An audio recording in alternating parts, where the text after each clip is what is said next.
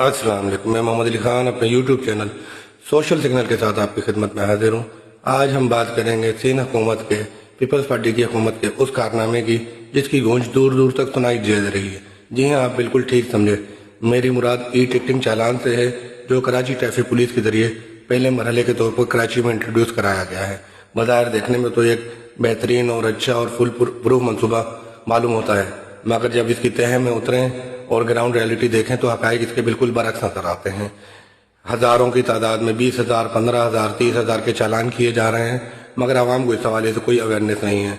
कराची में रहने वाले हर शख्स को पता है कि पूरे कराची में हत्ता कि शारा फैसल जैसे रोड पर भी स्पीड लिमिट का कहीं भी बोर्ड नहीं लगा है, और सड़कों का इंफ्रास्ट्रक्चर तो सबके सामने है।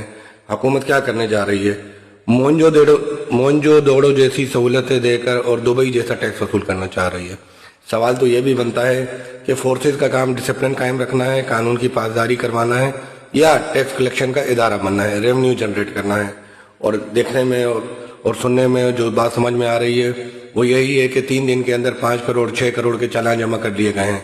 इसी एवरेज को अगर आप महीने और सालाना पे ले जाएं तो आने वाले दिनों में पूरे पाकिस्तान में ये मॉडल अप्लाई होता हुआ नजर आएगा, क्योंकि टैक्स जमा करने का सबसे आसान और बेहतरीन तरीका यही है। मगर अभी इब्तिदाई मराहिल हैं।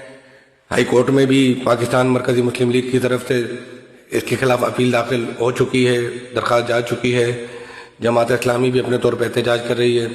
बड़े stake holder peoples party, Tehreek Insaf या मुत्तहदा कौमी मूवमेंट इस हवाले से क्या कर रहे हैं या क्या करने जा रहे हैं, कोई चीज़ तफसील से सामने नहीं आई है। लगता है वो आवाम में से नहीं है या आवाम उनमें से नहीं है। इस मामले पर उनकी तरफ से खामोश नजर आना इंतहाई अफसोसनाक अमर है। आने वाले दिनों में इसके क्या नताइज निकलेंगे? जब एक 20,000 की मोटरसाइकिल रखने वाले को 20,000 का चालान मिलेगा तो उसने मोटरसाइकिल बेचनी है या आग लगानी है, ये फैसला उसको उसी वक्त करना होगा। कहने को तो, सुनने को ये बातें अच्छी नहीं लग रही होंगी, मगर हकायक कुछ इसी तरह होंगे। जब इतनी बड़ी बड़ी रकूम के चालान आएंगे और शनाख्ती कार्ड ब्लॉक करने की धमकियां और जुर्माने और डीमेरिट पॉइंट, हुकूमतों को हक हासिल होता है। और बड़े शहरों में, सिविलाइज शहरों में इस तरह के कानून पर अमल दरामद बनाना यकीनी होता है, मगर वो वेलफेयर स्टेट होते हैं, वहाँ टैक्स कलेक्शन के और इदारे होते हैं, वो अपने आवाम को सहूलियात देते हैं। आप सबसे पहले कराची की सड़कों का नेटवर्क अच्छा करें, स्ट्रक्चर अच्छा करें, फिर उस हवाले से आपको चालान वसूल करते हुए अच्छे भी लगे।